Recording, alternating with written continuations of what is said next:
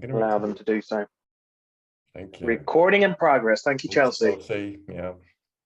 How rude. And I've just joined in. I'm sorry, Chelsea.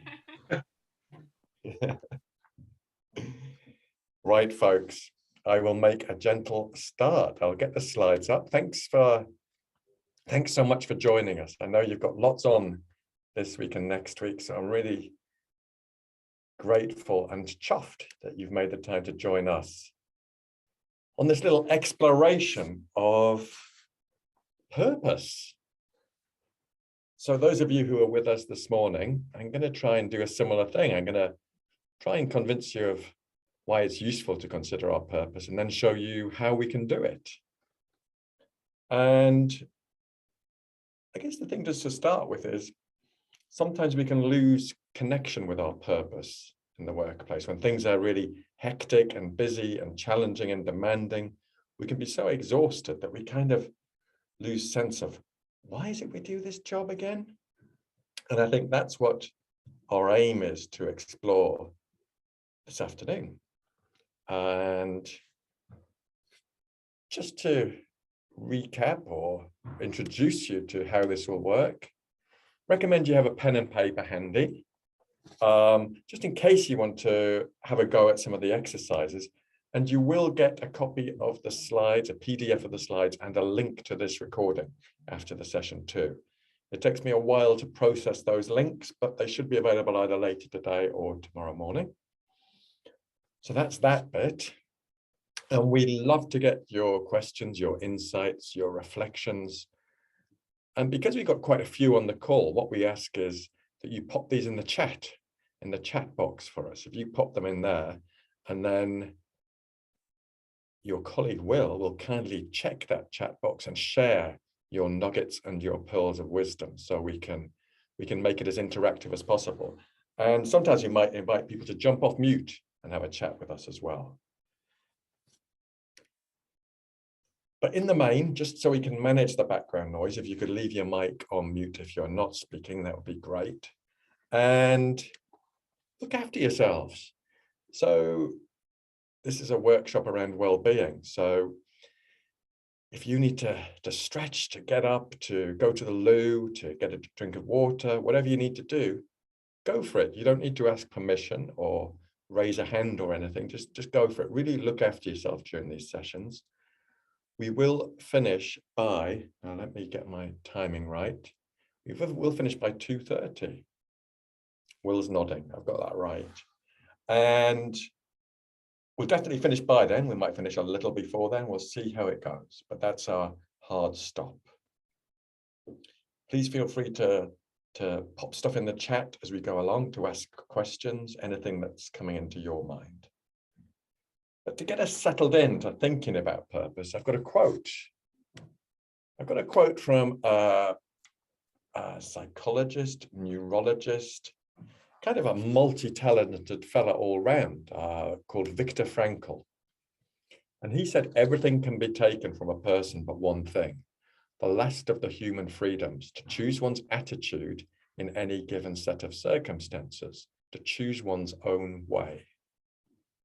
And this speaks to me a bit about purpose.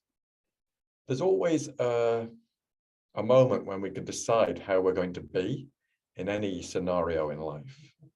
And what makes this quote even more powerful for me is Viktor Frankl is a chap who was in a concentration camp. He was detained there. So he'd had every human freedom taken away from him. But he still recognized that he could still choose his own attitude into how he responded to the circumstances in which he found himself, which I think, given the circumstances he found himself in, is enormously powerful.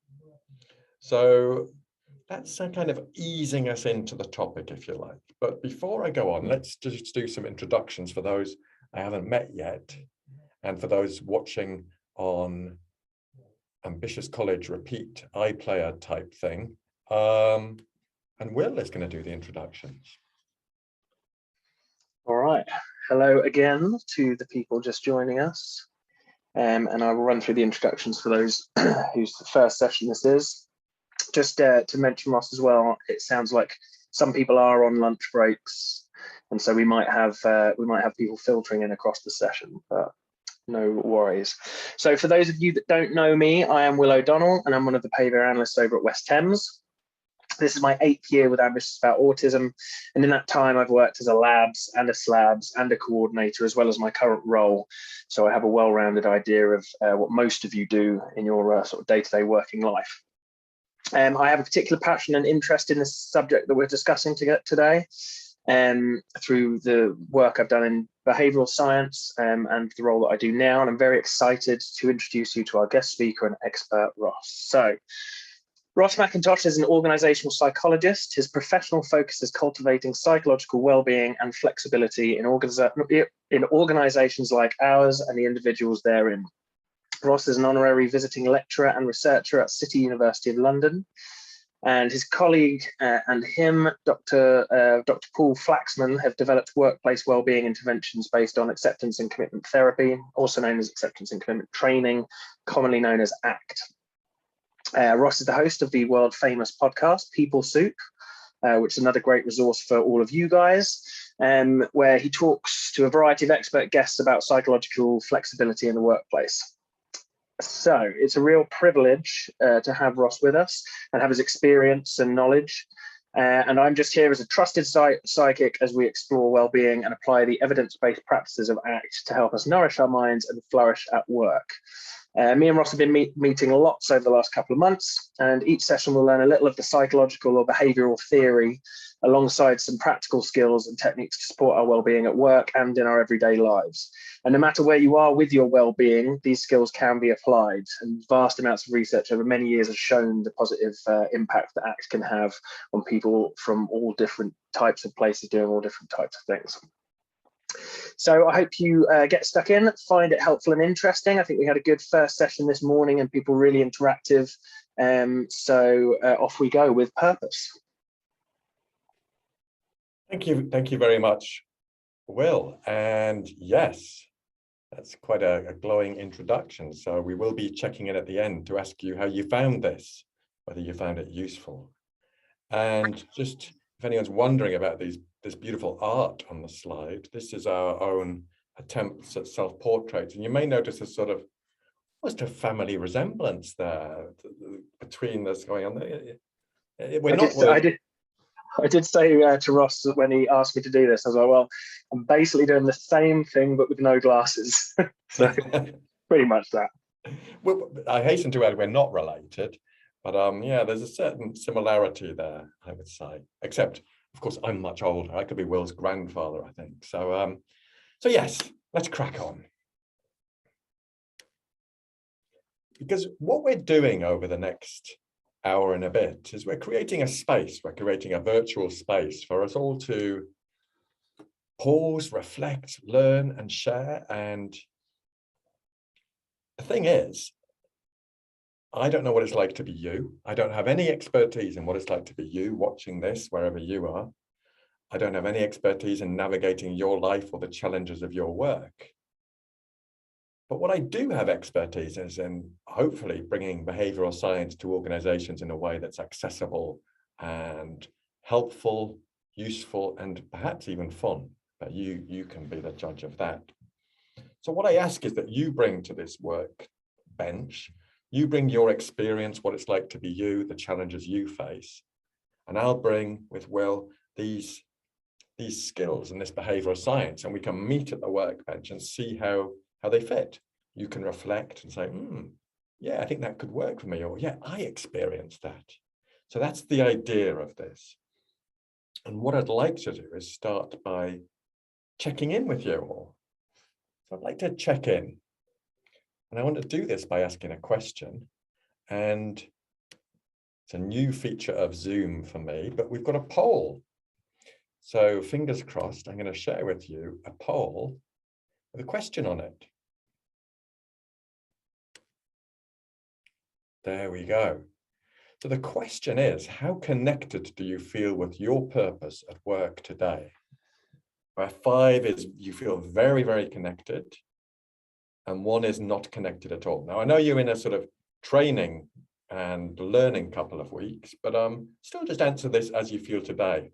And I can see those of you with more than one person in the room, maybe if you can battle it out and come to an agreement of how connected you feel. It's just to get a little Probably a check-in. good sign of how inspiring different training sessions have been across this week, perhaps, in terms of the responses.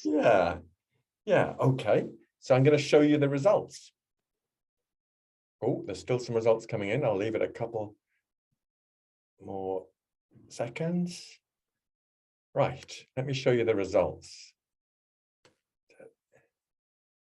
There we go. So we have 25% of people at a 4 in how connected they feel with their purpose at work, and 75% of people at a 3, solidly in the middle, which is kind of what we'd expect in that sort of distribution. So my proposal, I think is the word I'll use. My proposal to you is that through dusting off our purpose, through reconnecting with our purpose, we can enhance that feeling of connectedness with why we do our jobs, and we can also enhance our own well-being. So that's the idea of what we're going to do. I'm going to stop sharing that for the moment. And I've got a follow-up question for you to type in the chat, if you will. And that is, add one word to describe your purpose at work. How would you overall describe your purpose in your job at Ambitious College?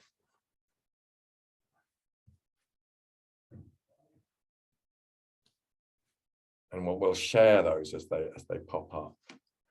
Cool. So we're already getting a couple of messages through. Please keep them coming. We have support and supporting, straight off the bat. Mm-hmm. Relevant to care. Those of you in a group, in a room with more than one person, you can add more than one word.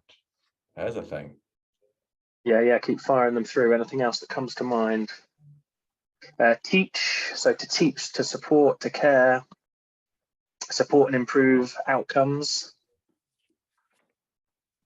Thank you. Goals.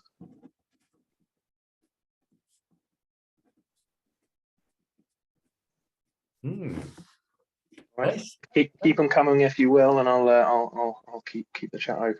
Yeah, nice selection there. I'm getting sort of teach, support, care, delivering outcomes. It's interesting to just reflect on that, because I know how hectic your jobs and your roles must be. Okay. So what we're going to do, underpinning all of this, as Will mentioned earlier, are some skills from something called acceptance and commitment therapy or training. And you don't need to worry too much about all the background to that. We'll come up with some fact sheets on that for you towards the end of this training. But what we really want to share with you today is there's really some fundamental skills that can support us all in developing our flexibility, but also our well-being in our lives, in our whole lives, and also in the workplace. So these are the 3 core skills that we're working on over all of these workshops. And this morning we looked at noticing, which is all about strengthening our awareness.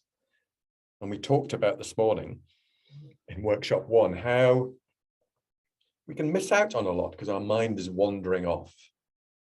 And so it's developing a skill where we can notice more what's going on right now, and we can get better at focusing and be more resilient. Then there's one called active, and this is about connecting with our personal values, what has deep resonance and meaning for me in different areas of my life, and how we can use them as a guide for our behavior. And the final one is called open, and this is about the stuff that goes on between our ears. As human beings, we've got lots of stuff being generated by our minds. Things like thoughts, emotions, memories, sensations, urges, and all that stuff that our mind is generating can grab our attention. and it can hook us away from being the person we want to be. It can hook our attention away. It can leave us feeling a bit trapped, perhaps a bit feeling like we're in a rut, feeling like we can't do things. So we're going to be learning more so next week in the workshops how to relate to that inner world. So they are the skills from this thing we call ACT, acceptance and commitment training. And today we're really going to focus in on active. We're going to focus in on what does this mean, this idea that we can use our personal values as our guide. So that's what we're going to spend the rest of this session exploring in a really practical way that's hopefully useful for you and might, fingers crossed, might reveal some stuff to you. There's a big spoiler, fingers crossed. So what are we going to do? We're going to just take that time to pause and explore our own personal values. I'm going to explain to you what I mean by personal values. And we're going to bring our values to life in our behavior. We're going to think, how can we do that? And we're going to introduce you to a really practical tool called a perspective grid. So hopefully it'll be interesting, thought-provoking, and useful. So off we go. And please do keep popping stuff in the chat if you've got questions or insights you'd like to share. We did have one more in terms of purpose at work about engaging students and supporting them to achieve their goals. So there's quite a few little ideas wrapped up in that sentence. Nice. Engaging students and supporting them like that. Really nice range there. I think it's such a rich thing, just pausing and thinking about, well, what the heck is my purpose at work? Why am I here? How did I find myself in this job? So that's why we're pausing. Pressing pause. Your work and your lives are pretty darned hectic, I'd hazard a guess. And that's before we've had the added complexity of a global pandemic going on, which will have challenged you all. It will have challenged all your learners enormously, and the families of your learners and the carers of your learners. So, crikey, we've been through a lot as a collective species, if you like, over the pandemic, and it's still going on. I'm sure there are still impacts of it going on in your professional lives. And it can be pretty exhausting for us. Just as a slight tangent while we pause, there's part of our brain that that governs how we show up as professionals in your roles, how we interact with each other, how we support the learners at Ambitious College. And that part is at the front. It's called the frontal lobe. And that's got a finite battery life. And that battery life has been depleting far more rapidly because the rest of our brain has been on red alert. We're surrounded by threat and danger. There's a blooming global pandemic. So that might be why we found ourselves perhaps the slightly shorter fuse, or feeling that we're getting more exhausted more quickly. That's what's been going on. As you'll gather, I'm not a brain scientist, but that's my attempt to explain what's going on in our brains. That frontal lobe battery is depleting far more quickly than it ordinarily would, because the rest of our brain is on red alert and has been for months / years. So life is hectic. And this is a golden kind of opportunity for us to pause and stop, to notice where we are, to notice what's going on, and also what we've achieved. So exploring our purpose can bring up lots of reflection, insights, and can bring up emotion. So I'd really recommend us adopting a kind of stance or a mindset of curiosity and a supportive attitude towards this workshop. So curiosity, kindness, being kind to yourselves as you explore your purpose, and gentleness, This isn't us going in like a bull in the china shop. This is really us taking time just to be curious and explore. So that's the sort of attitude or the stance I'd recommend. And at the core of all of these workshops is you looking after yourselves. So I'd like to talk to you about personal values and give you a definition, because quite often people can get a bit values weary, I find. So let me show you what I mean by personal values. Here's my definition. So here it is. The personal qualities we most want to express in our daily behavior. So I don't think there's anything too alarming about that definition, but I just wanted to highlight a few points on that. So first of all, personal. This idea that my values at work will be different from Will's values at work. It's really something that has resonance for us and personal to us. We might have values that have been instilled in us from our parents or our carers. We might have values from our schooling, or we might have values from our contact with religion, whether that's current now or whether it's historical. And what I'm more interested in is those ones that really touch us, have really deep personal meaning. And sometimes we're not always aware of those. So these are personal. I'm not so much interested in the, oh, I should be like that, or I must be like that. I'm really interested in us exploring the meaning. Next word I'll highlight is express. Because it's all very well me saying, these are my personal values, ta-da! But I can bring them to life by how I express them in my behavior, how I behave. That's the most powerful way to show how these values resonate with me, is to express them in my behavior, to use them as a guide for my behavior. And the third word I've highlighted there is daily. If there's a really deep, meaningful personal value for me that I want to use as a guide for my behavior, I likely want to use that as a guide more than once. It won't be a one-off. It'll be something that has some frequency about it, which is why I put the word daily. It might not be daily in reality, but it's something that's important to me that I want to express, and I want to express it perhaps in different areas of my life. So that's my definition. So I wonder if anyone has any reflections or thoughts or questions about that. Anything at all?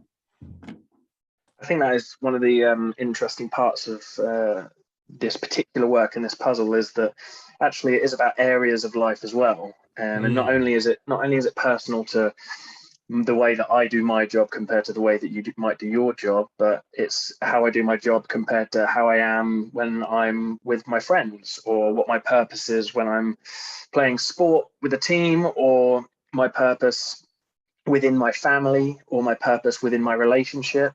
You know, those daily expressions will change from situation to situation. The context is really, really important. Lovely, thanks. Well, I couldn't agree more. And you're making me think that, yeah, our values may change over time as well, with big life events, typically things like births, marriages, deaths. Things can change when there's big pivotal moments in life, and perhaps our values might change as well. So this is why it's useful to get into the habit of maybe checking in on them now and then.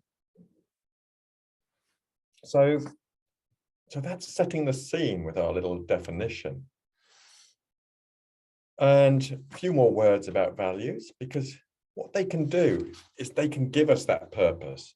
They can give us direction. It's like a compass. Imagine, I used to ask people, when do you use a compass? And I got so tired of hearing the response, never, that I stopped asking that question. Because when might we... Sorry? I think that might have just been a slipped mic there. Okay. Sorry, I thought I'd missed something. But yeah, so we use a compass when we were lost, or when we want to find our way.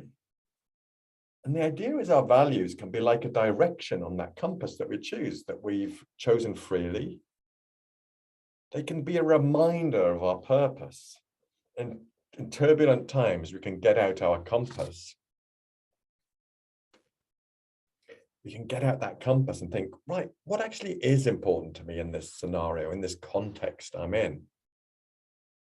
And there's some differences between values and goals. Because in organizations, quite often people are really focused on goals like achieving something. I want to get to this point. And for me, a goal can be really useful, don't get me wrong. But a goal implies a deficit. It means we haven't got something and we want to be somewhere. Whereas a value can help us think about how we achieve that goal, how we're going to get there. What qualities would someone watching me notice about the way I behave on the way to that goal? So I think they can be really powerful. Another thing about values is you can choose to adopt them right now. You can choose to think, right, I'm going to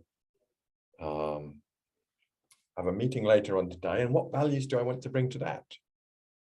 You can choose them now and play with them, explore them, think about what would it be like if I went into this meeting with the value of reflection, courage, and curiosity. It can really change the tone of things if we take that moment to pause and think how we want to be. And I also think that in our jobs and at work, we're not driven by a sales number or something that is in that sort of goal orientated thing. We are doing it because of values. We are doing it because of this underlying purpose or this feeling that we want to, if we go back to people's comments earlier, to teach and to support and to care. And all those things, that they're not things that get ticked off the list and are done at all in that sense that a goal might. And it is actually just an ongoing process. And so I think what Ross is saying about sort of connecting with every moment and connecting those values to, each of the sort of steps that you're taking daily is the real key to this. Yeah. Thanks, Will. And I do a lot of work with adults who work in schools. My aim is to reach more adults who work in schools. And the reason I put it like that is because I've done a lot of work in the Bristol area. And I really like to invite everyone to workshops, whether it's the school secretary, admin, dinner ladies, everyone, because I think they're all part of creating that experience for the learners in that school. And we can all do with some skills to enhance how we experience the workplace and how we show up. But the reason I mention that is I do work with teachers and a lot with the NHS. People can become disconnected from their purpose through exhaustion, through just the relentlessness of it all. And just by reconnecting with that purpose, it can give sort of a bit of vitality. I'm not suggesting that using our values as a guide is always easy, but it can give that sense of meaning and purpose and really strengthen that, which in turn enhances our well-being. So I'm conscious I'm talking a lot. So let me invite you to an exercise. And this is something for you to do on your own. You might like to chat about it if you're in one of those locations with more than one person, but feel free just to reflect on your own, because I've got an interesting exercise to help us really reflect on our values. We're going to find a different way in and explore your values at work. You see in the bottom of the slide, it says retirement. What's happened? Has Ross gone crazy? What I want to talk about is imagining a time in the future.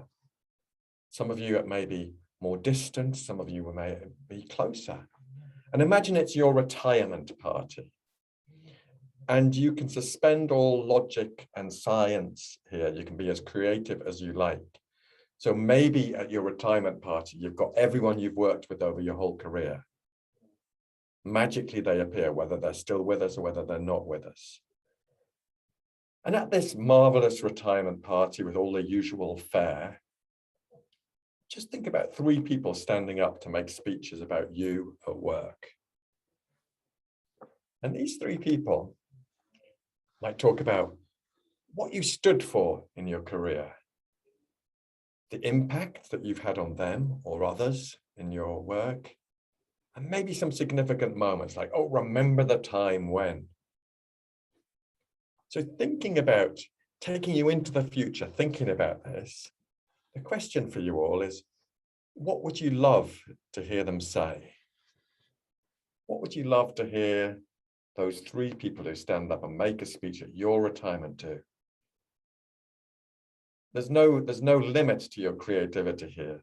Just think about deep down, what would really touch you to hear people say? So feel free to ask any questions, but I'm going to pipe down for a minute to just allow you to reflect. And if you want to, if you're in a space with more than one person, feel free to chat about it if that works for you as well. So I'll just leave maybe 3 or 4 minutes just for you to play with that a bit.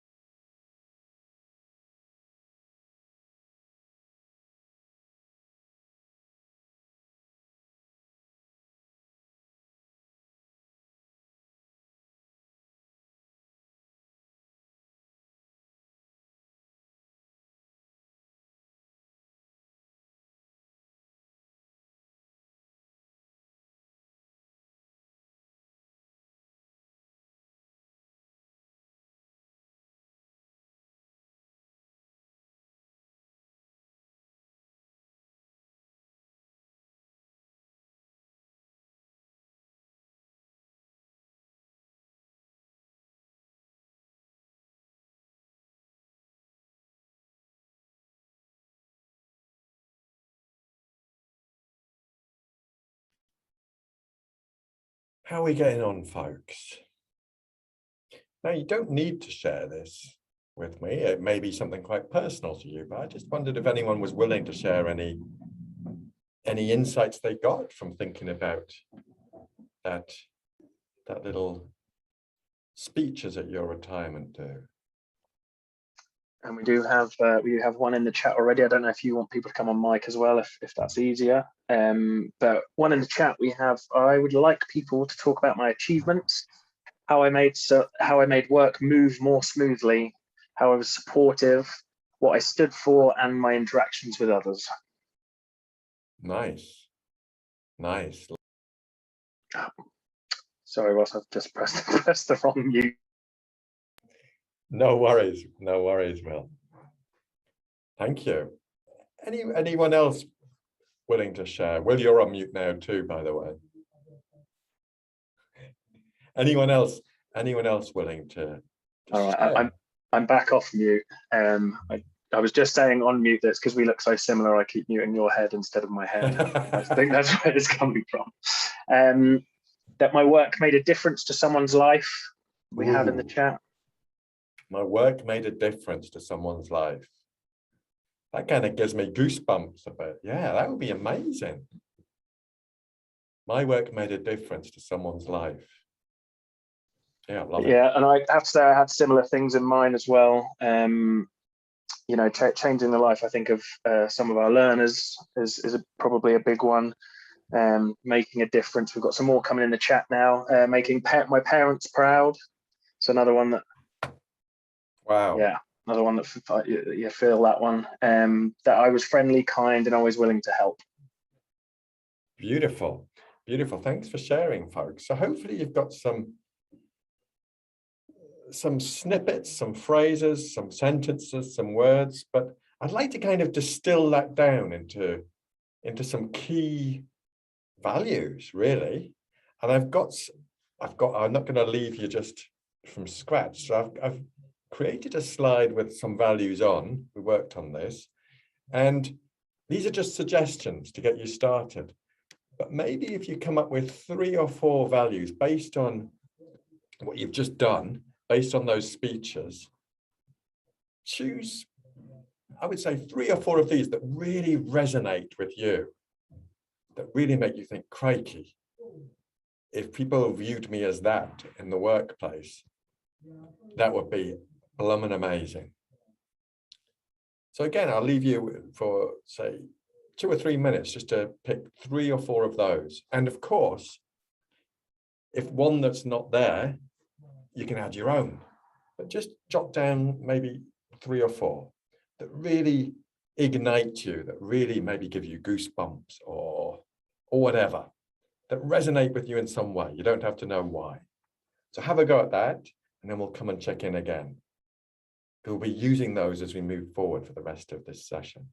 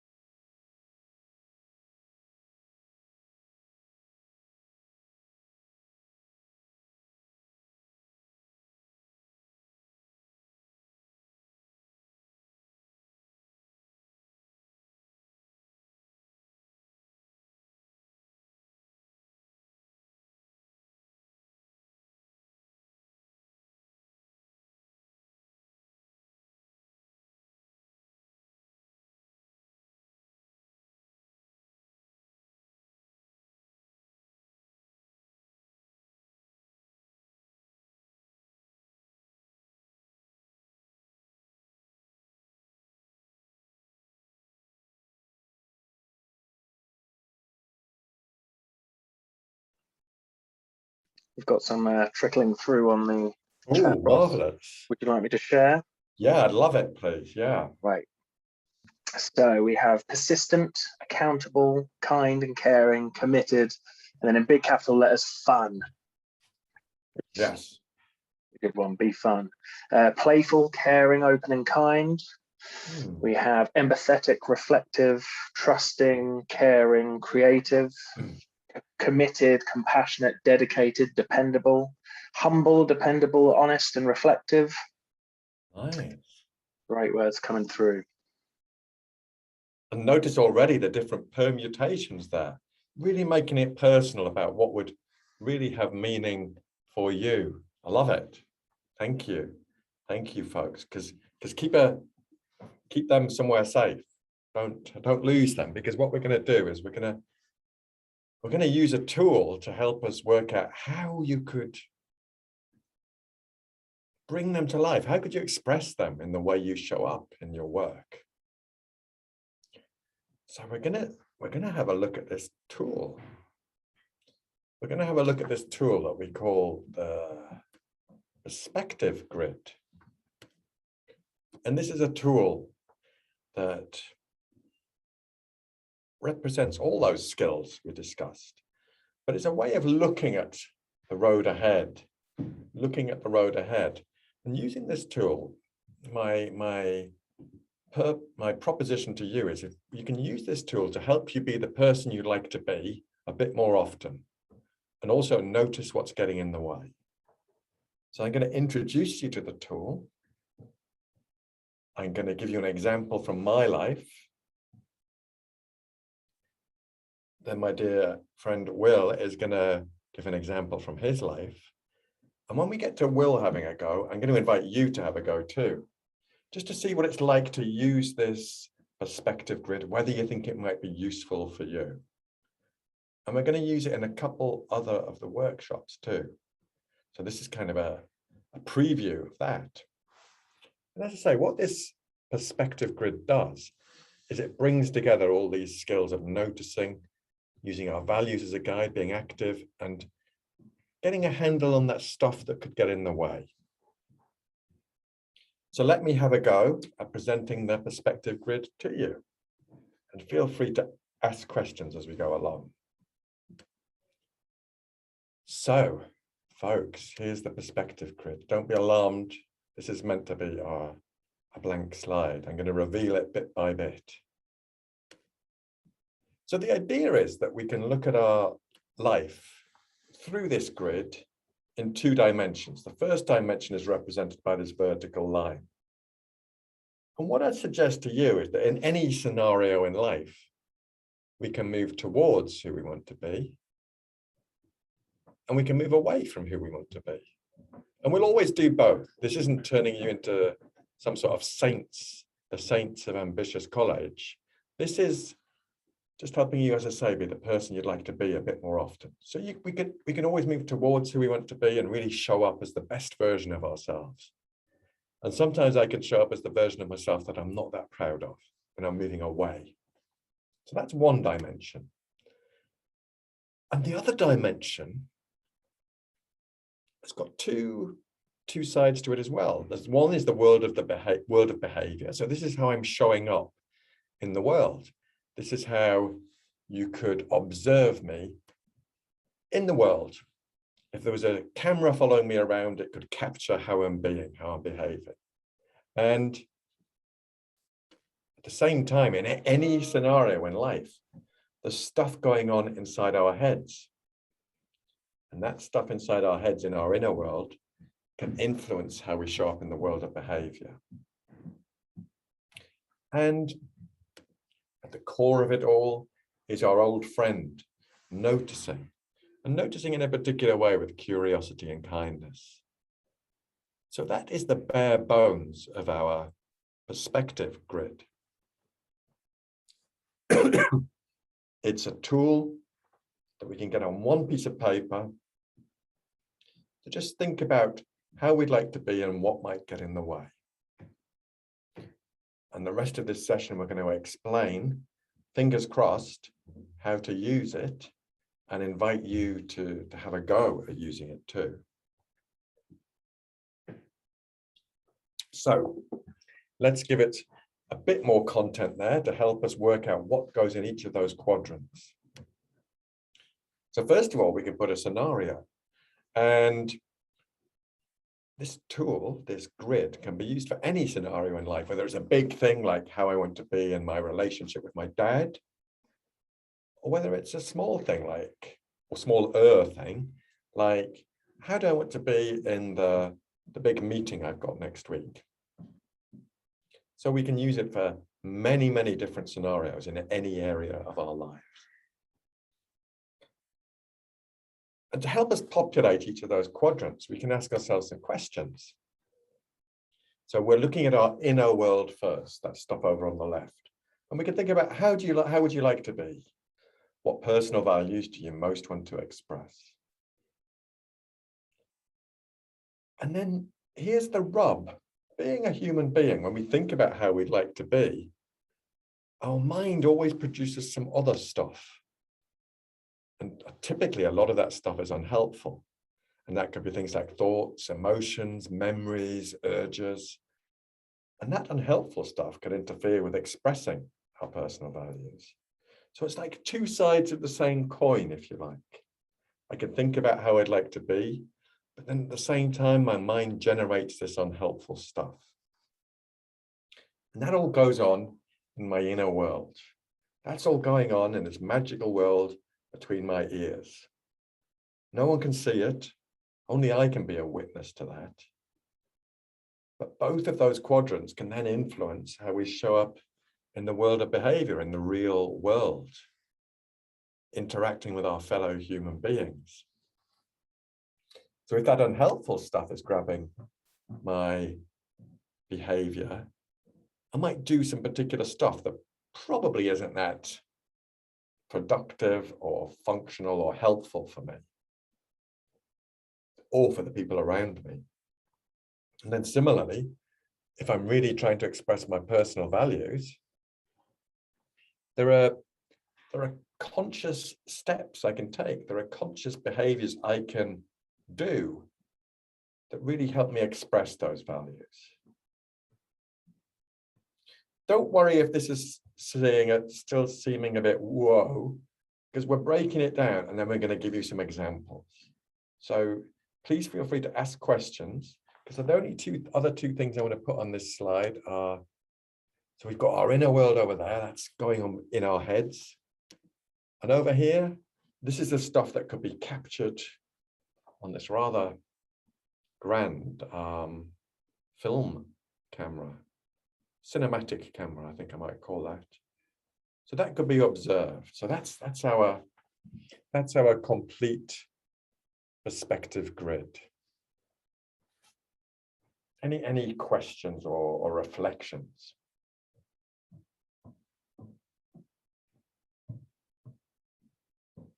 I guess the questions and reflections might come once we start actually giving you an example. So let's crack on with that, I suggest. Okay, so I did the same exercise as you. I was imagining my retirement due and what I'd like to hear people say about me at work. And this is what I came up with. So I'm going to start at the top left there. How would I like to be? What personal values do I most want to express in my work? So I want to be service oriented. I want to be of service to my current clients who I work with, my future clients. I really want to make this behavioral science that has such a strong evidence base. I really want to make it accessible to people in ways that is imaginative, in ways that are adventurous, and I want to make a difference. I know from lots of data that people are suffering in the workplace, and I've got science and tools that can really support people. So I want to make that difference, and I really want to not be shy about that. So that's ideally how I'd like to be in my head. And then if we come down to the other side of that coin, the unhelpful stuff that shows up inside my mind, I've kept this quite short, but normally I need an extra large quadrant here at this bottom left. Oh, Ross, it's too risky. It's too risky. You can't do that, things being imaginative, adventurous. That's just not you, man. And you're not good enough. You're not clever enough, mate. Who do you think you are? You've got ideas above your station, man. You're not really that good. So get over yourself, kind of thing. And my mind's also saying, you'll fail. It ain't going to work and you'll fail. And if it's being particularly harsh, my mind will say, like you always do. So you see what I mean? I can have these ideas of who I want to be, but then my mind is producing this stuff that's not that helpful. And there's a reason why our minds produce this stuff. It's to protect us, but it's not always that helpful. So all that is going on in my inner world. So how can we relate that to the world of behavior, the other side of the perspective grid? Well, let's have a look. So if I was really hooked by this stuff here, it's too risky, you're not good enough, you'll fail like you always do. What might I do when I'm under the influence of that unhelpful stuff? If that was really guiding my behavior, you'd see me saying no to new possibilities, saying very much within my comfort zone. And surprisingly, you'd see me being grumpy. I'd be quite irritable with work colleagues, with friends and family. You'd see me being quite irritable, grumpy, distracted, not content, shall we say. So that's not who I want to be in my life, but that's how you might see me showing up. And then finally, let me take you up to the top right. So if I really wanted to express those values of service-oriented, imaginative, adventurous, and make a difference, I could do some stuff. I could actively explore what's going on for organizations and people in organizations. I could make contacts and say, hey, how's it for you? I could really be adventurous and bold and go out there and share ideas of what I think is happening and where I could potentially help. I could ask questions of organizations and people in organizations saying, hey, what's your main challenge at the minute? Or what do you notice people are seeking support on? So I could do stuff like that quite easily if I was really bringing to life those values at the top left. And just to kind of finish off, at the center of this, just to go back to that, because that's possibly the most important part, is I use this perspective grid to make sense of the jumble that's in my head. All this stuff on this grid is normally just floating around my head like a washing machine on full spin. And this just helps me sort it and make sense of it. And I'm doing this noticing with a real attitude and perspective of curiosity and being kind to myself. So that's a first trip around the perspective grid with an example from me. And let me just pause and check in for any reflections or questions from Will or anyone else. Anything you'd like to reflect on or ask, anything at all. We do have a couple of messages, I think just sort of ideas for the grid around stopping procrastinating, or maybe where that would go in the grid, and projecting negativity onto others. So I think we're already starting to have a think about where we all maybe sit within this grid.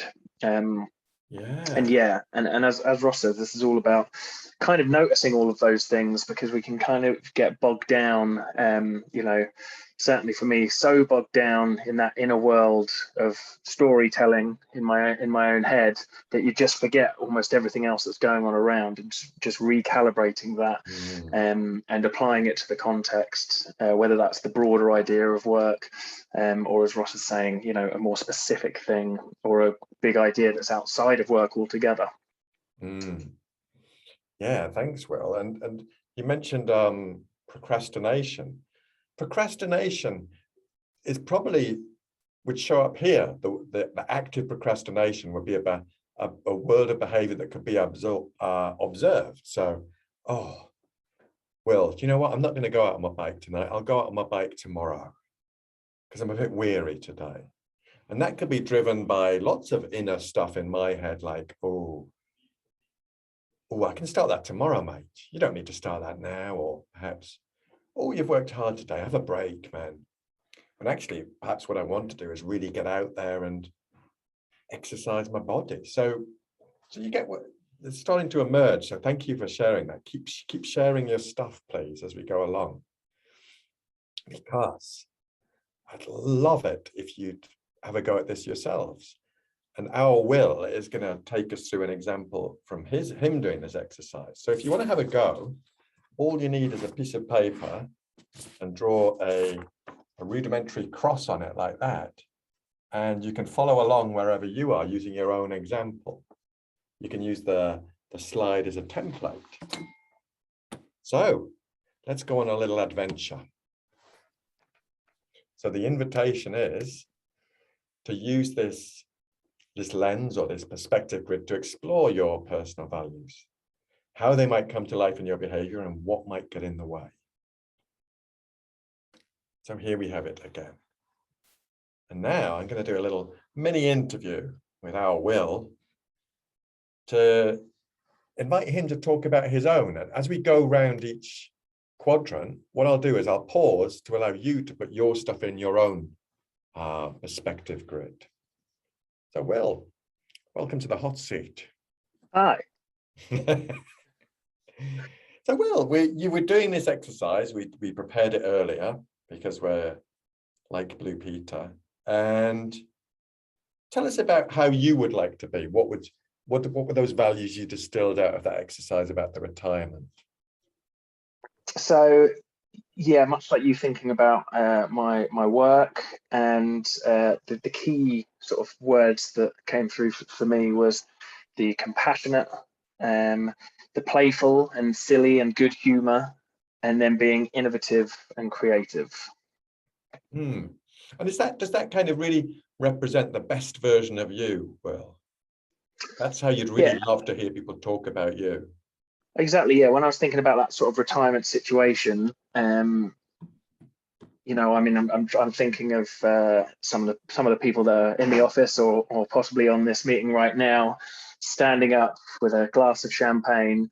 And I think that's the balance for me. It's, you know, for me, it's about caring for our learners, caring for our staff, trying to get that side of things.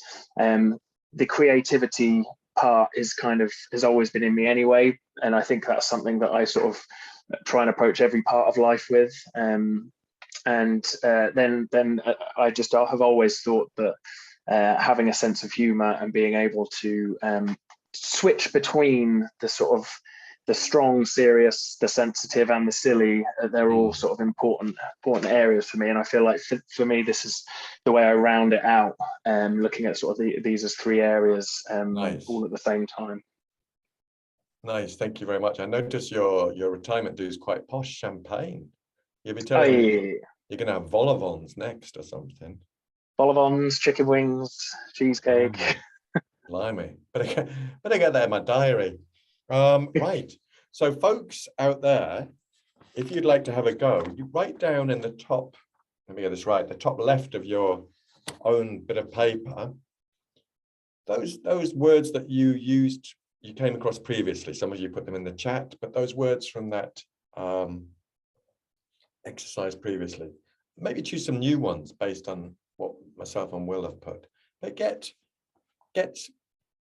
3, 4, 5 words up there in that top left. I'll just leave a moment for you to do that.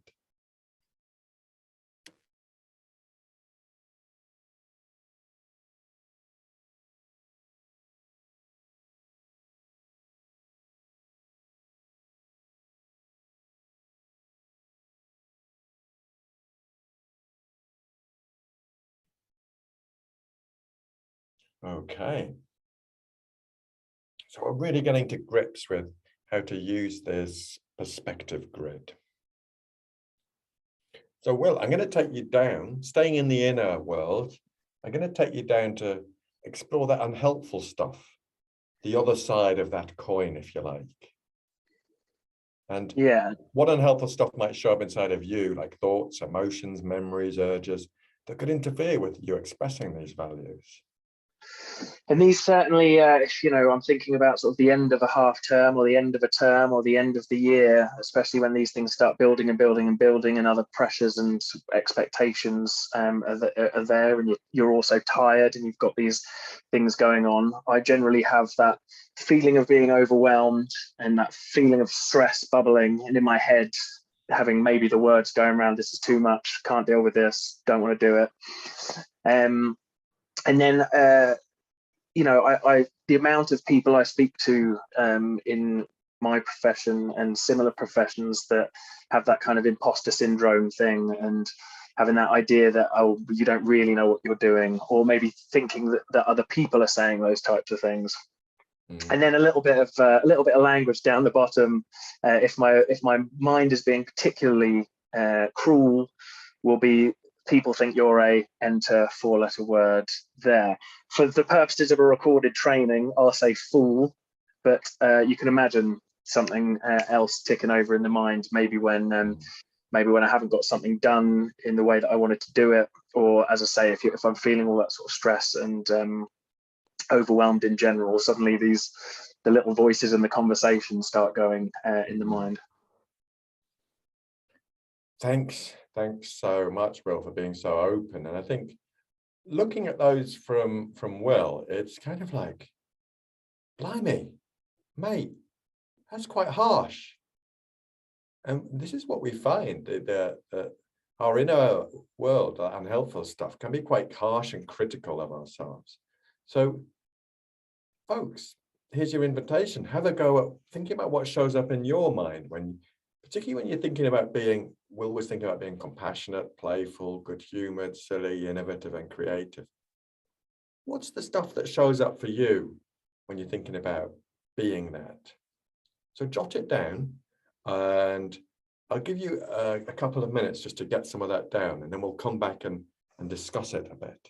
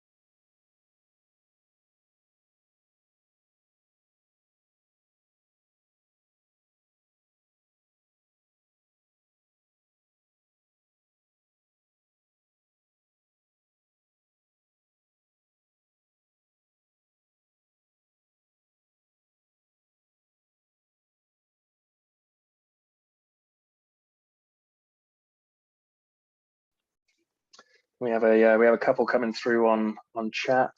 Someone saying that their words are very similar to mine so far. So I have a friend out there. We've also got just being defensive in your own head. That I find that a really interesting one, because I've certainly experienced that, where because you've projected this idea of how people see you, you're already coming up with defensive excuses. I've definitely experienced that a lot. Like I've already coming up with the reason why I'm doing something to tell someone in case they ask, because I assume that they think I'm doing it for a different reason. Like there's a complex load there. Oh, that's so interesting. Because I think I get what you mean. And I think I really, really resonate with that. Feeling the need to explain myself, but having it ready. Yeah. Because I'm anticipating and ready for something that never comes. Because I'm anticipating people will think I'm a plonker or something. Yeah. Yeah, and sometimes rehearsing that, going around right now, I know exactly how I'm going to explain this thing, but obviously no one ever comes and asks anyway. And we've also got just give up, the learner won't achieve their target, just general judgment, like internal judgment or internal sensitivity, and I'm not sure if that's you telling yourself that you're too sensitive or just sensitivity to everyone. But there's also being too shy. Not knowing whether people have understood my sense of humor. Yeah, I'm with you on there. Fear of offending. Yeah, I'm in. Or just generally coming across wrong or in the wrong way. And imposter syndrome coming up as well in the chat as a big problem. Becoming withdrawn and snappy.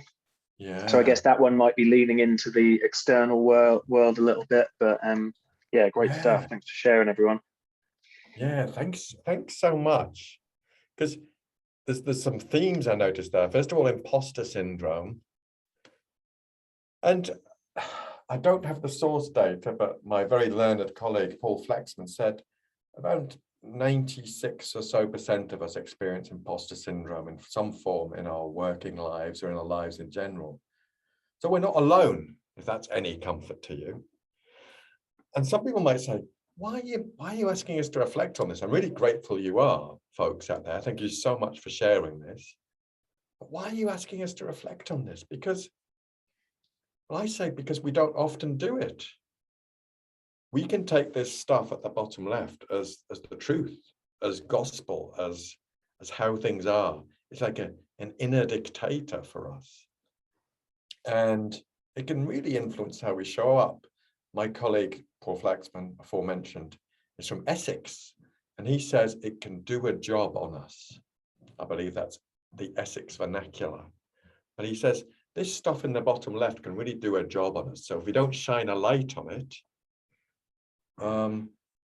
we're not allowing ourselves to realize what could derail us, what could stop us being the person we want to be. So thank you. Thanks for sharing, folks. Great stuff. And a little promo advert. In our first workshop next week, called Anxiety, we'll be looking at how we can change our relationship with that stuff in the bottom left hand of this tool, the perspective grid. Right. So we've looked at Will's inner world, something we wouldn't normally see. So thank you for your generosity, Will, in sharing your inner world in relation to your work. Now let's look at how Will's inner world can influence how he might show up in the world of behavior, the real world. So Will, back in the hot seat, please. So Will, if you were really under the influence of this unhelpful stuff here, where my cursor is hopefully wiggling on your screen, what might I see you doing? So I guess all of mine, it was almost like, what would you see me not doing? And I couldn't tell you specifically the things that I do in place of it, but I guess it comes back to almost that procrastination, but certainly avoidance in general, and avoiding conversations that are worth having and that I need to be having, having a general give up attitude or sort of behavior where just leave it, no, let's not bother with that, no, big cross, no, everyone go away, and having this big avoidance and escapes sort of thing. And then that's the level of self-care as well, which sort of wraps into that spiral that can certainly happen to me on that bottom side of the page, where actually not eating well, at lunchtime at work, as a perfect example, if I go and stuff my face with something sort of greasy and carby, I'm just not as with it during the afternoon compared to when I've had something a little bit healthier. And sleep, not going to bed on time. So just, I think it's kind of a classic thing. If you're stressed and anxious about the next day, you're often going to stay up later during the night, whether that's a choice or not. So sleep and exercise. So a lot of avoidance, and even to the point where just generally avoiding my own self-care in order for me to show up in the way that I want to. Thank you so much, Will. I think there's lots to reflect on there, and I'm just gonna, before we do that, I'm gonna pause and invite folks out there to have a go at filling your own bottom right on your perspective grid. If you were really hijacked or under the influence of that unhelpful stuff, what might we see you doing? And you don't have to share this with everyone, but if you do want to pop anything in the chat, please do feel free to. So I'll just leave a minute or so for you to reflect on how that might show up in your behavior.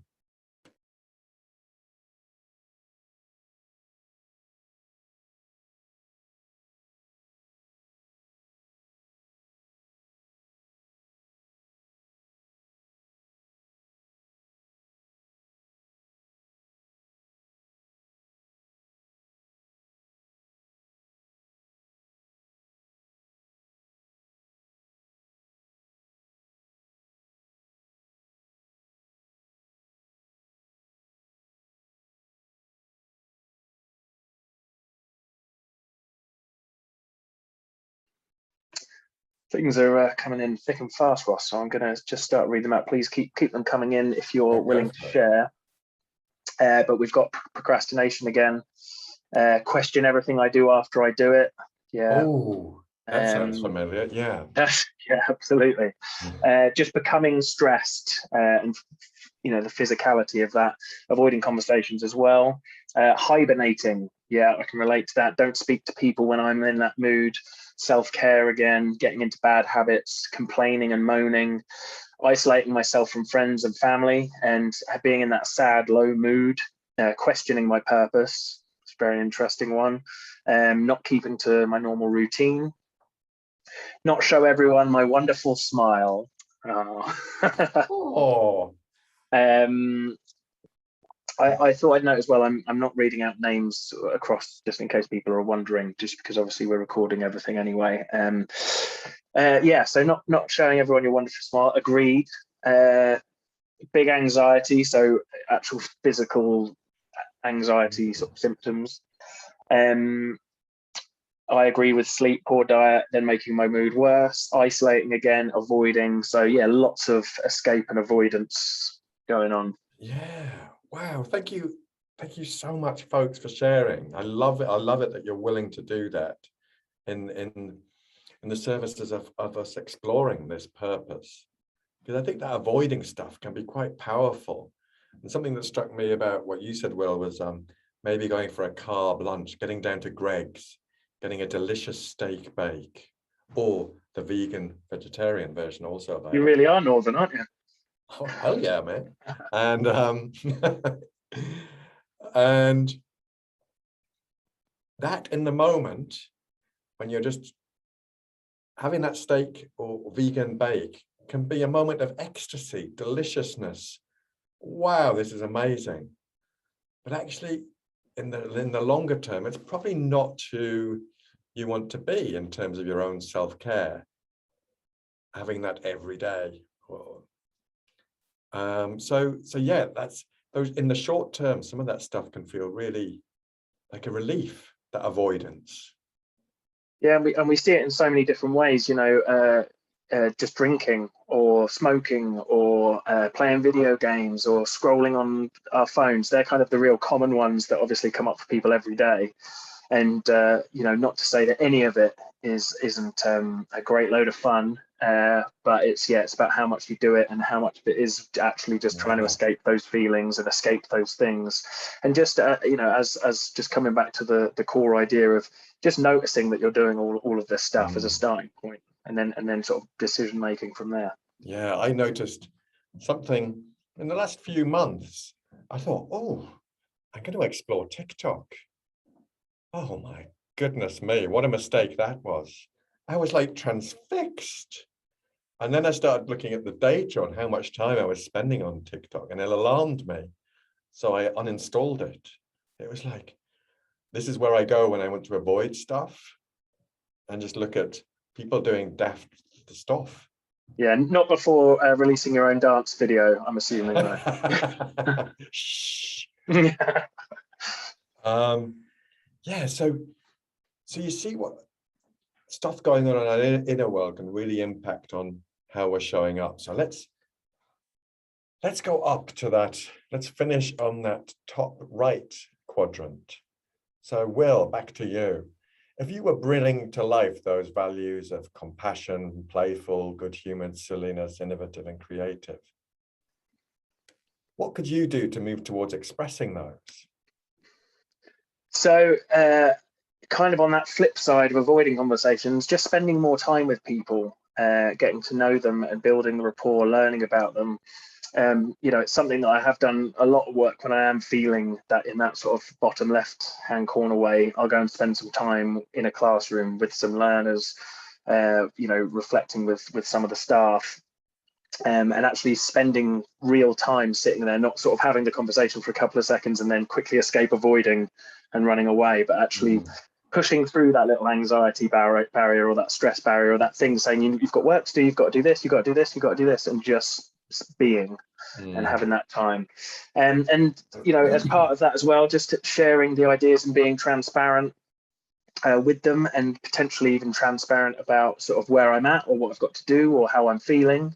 And you know, sharing what's on my mind a little bit more, not necessarily in, you know, an emotional unloading, but just being a little bit more, as I say, sort of honest with the people that I'm working with, because I know that they're all, as we've seen, are all compassionate, caring, nice people. And then having that sort of balance between taking the job seriously but not taking myself too seriously, which sometimes get right, sometimes you don't. But you know, we do have a serious job to some degree, and in many ways.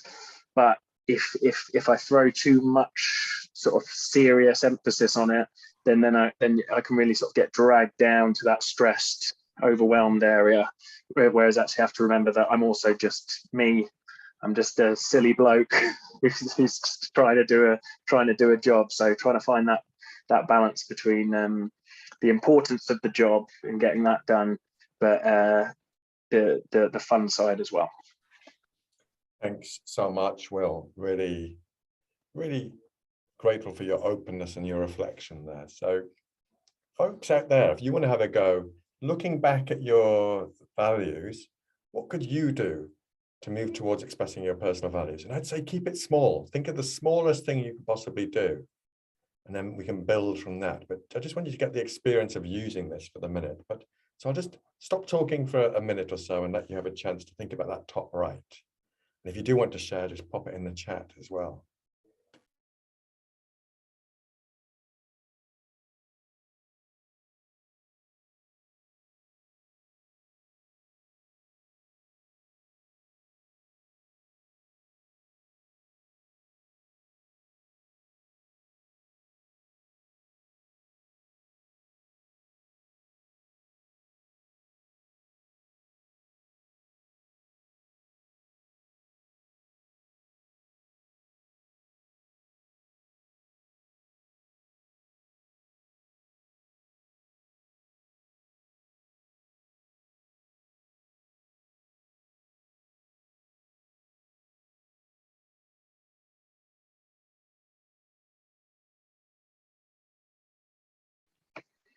Cool. As they are coming in, I will start reading them out. So we have having conversations with the line manager, with a friend, or with a family member, sort of a debrief.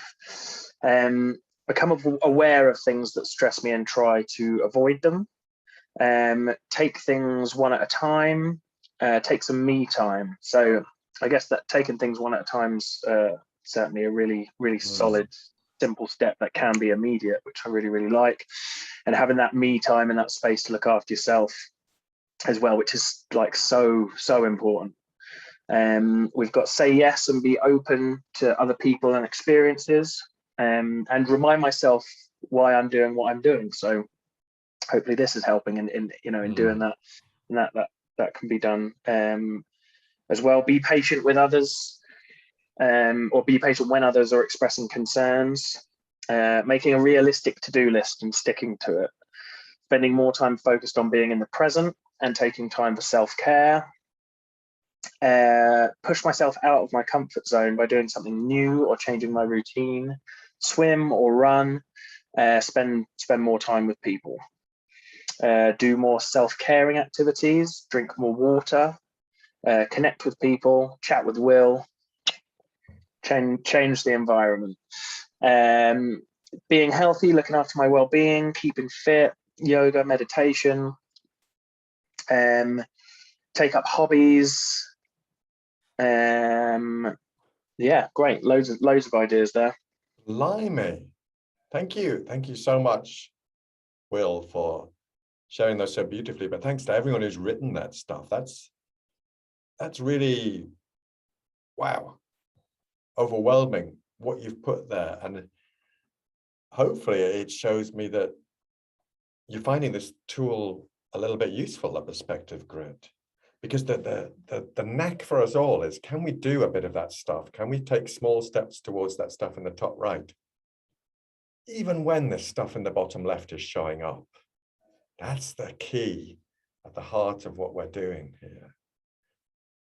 But crikey, I can see that time is against us. So hopefully you might continue to reflect on the matrix. When you get the slides, you can maybe have another go or build on what you've done. But thank you so much for the depth and the generosity of your sharing there. Crikey, really appreciate it. So let's just recap on values again. This is about creating meaning. This isn't about seeking happiness. It ain't always easy moving towards our values, but it does have that purpose and meaning. And they'll probably need adjusting depending on which scenario you're in. And as I said earlier, they may change with life events. And what we know from the evidence is using our values as a guide enhances our well-being and vitality, which must be a good thing. So folks, thanks so much for joining us on this exploration of purpose at work. We want to check in with you and ask how it was. And then I want to share some resources. And then I've got my final quote. So not quite done yet, but I just want to start to bring us towards a close. So I've got a couple of quick polls for you to fill in. If I can get these to work. Right.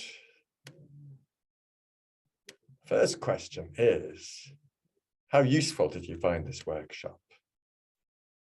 And you can be absolutely honest with us. Goes from very useful down to not at all useful. So whatever you think. And I will share the results with you as well. I won't keep them secret. Okay, so I'm going to end that poll and share the results with you. So we got very useful an 82% and a quite useful 18%. So that makes my heart sing that you've found this useful. So thank you very much. I'm just taking a screenshot of that because I couldn't work out how to retrieve them from the first workshop. Okay, and I've got another question, if I may. How likely would you be to recommend this workshop to a colleague?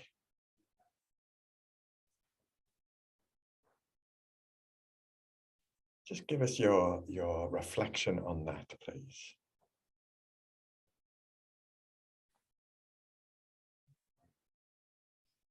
Righty-ho. So thank you for that. Let me share the results. That's quite heartwarming. I'm just pleased you found this useful and found this behavioral science a bit useful. So thank you very much. Now, got some resources I want to share with you. Oh, need to recap what we've done. So we took some time to explore, to pause, to explore personal values, and to bring values to life in our behavior. And we had a play with the perspective grid. So that's what we've had a go at. I've already grabbed your feedback. So let's go on to resources. A couple of episodes from my own podcast are short skills-based episodes. There's a great blog here from a colleague of mine in Australia about getting clear about your values. And here's my final thought. It's a quote from someone who works in the same field as that Will was mentioning about ACT. And he was saying that we don't all live in accordance with our values all the time. And he said, some days, some moments, we will be well oriented within that pattern of living by our values. Other days, other moments, we'll find ourselves at odds with our values.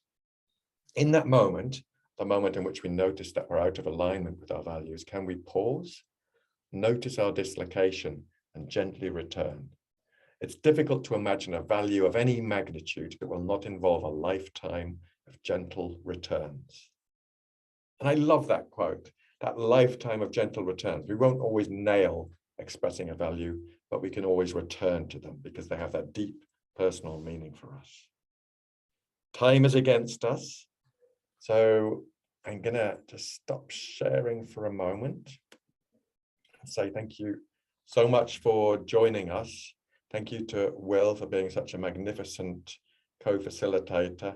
And thank you most of all to all of you for joining us and for your willingness to explore and play with us. I hope to see you at some of our other workshops next week. We've got 4.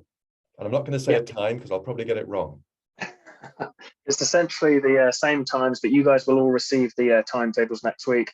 And I'm hoping you're all starting to see sort of little bits of the puzzle come together. And I'm sure you've got some questions in your head that hopefully the next 4 workshops will answer as we keep exploring these ideas. So thank you, everyone. Hope you have a good evening. Yeah, thanks, everyone. Hope to see you next week. Thank you. Bye. Thank you very much.